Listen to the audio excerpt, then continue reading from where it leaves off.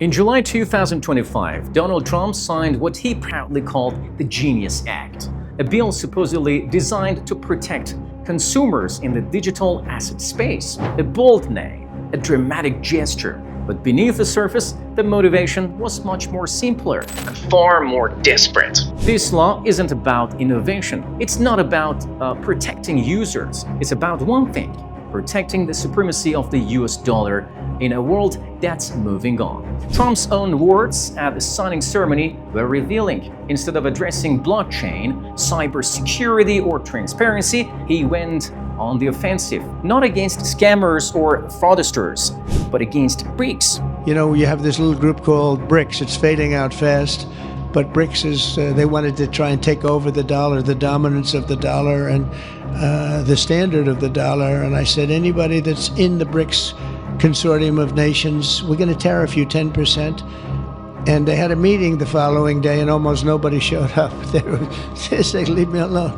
They didn't want to be tariffed, did they, Howard? So it's amazing. No, we're not going to let the dollar slide. If we have a smart president, you're never going to let the dollar slide. If you have a dummy, that could happen. Like the last one, he would, if you ever asked him about the dollar sliding, he would have no idea. But we can't let that ever happen again. But let's look at the facts. Back in 2000, in a unipolar world dominated by America, the US dollar made up 71% of global foreign exchange reserves. Today, in a multipolar world shaped by emerging powers, it's dropped to just 58%. The dollar is the linchpin of American dominance, and once the dollar weakens, so does everything else. Sanctions, debt leverage, military overreach. Meanwhile, BRICS, the very group Trump attacked, is not a fringe alliance. It's a global economic powerhouse. BRICS nations now account for over 36% of global GDP, more than the G7. They represent nearly 46% of the world's population, around 3.7 billion people. BRICS countries hold more foreign exchange reserves than the US and Europe combined. They control over 40% of global oil production and 32% of natural gas reserves.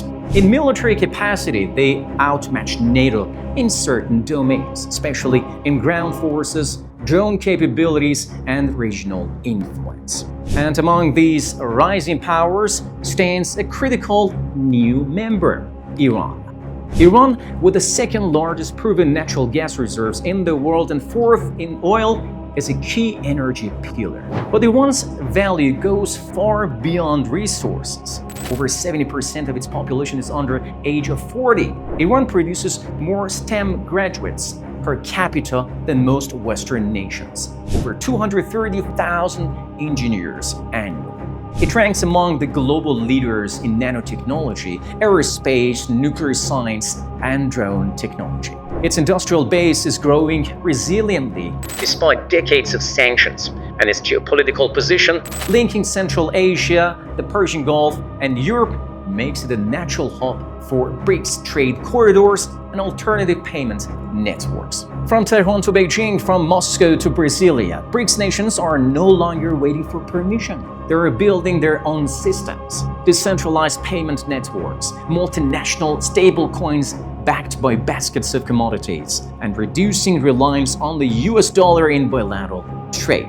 China and Russia already conduct the majority of their trade in yuan and rubles. India is buying oil from Russia and Iran using rupees. Brazil and China are developing real-time settlement frameworks in local currencies. Even non-BRICS nations are adapting. From Turkey to Nigeria, from Southeast Asia to Latin America, the dollar is in retreat. Because this is not about fake money.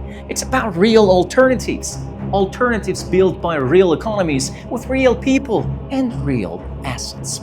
The rise of stablecoins, the use of crypto in global trade, and the shift towards sovereign payment systems. These are not threats that a bill or a signature can eliminate. They are structural trends driven by technology, demographics, and demand for fairness. And that's why innovation can't be legislated from fear.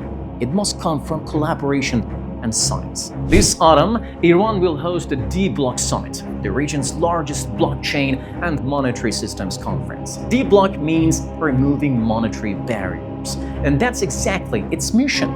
From Iranian scientists to BRICS monetary experts, from fintech visionaries to public sector reformers, this summit is building the intellectual and technical foundation of a post-dollar era.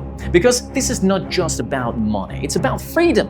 Freedom in trade, freedom in development, freedom in building a fair, secure, and multipolar financial future. The dollar ruled the 20th century, but the 21st is being rewritten, block by block, chain by chain, and no law, no executive order, and no genius act by Donald Trump can stop it.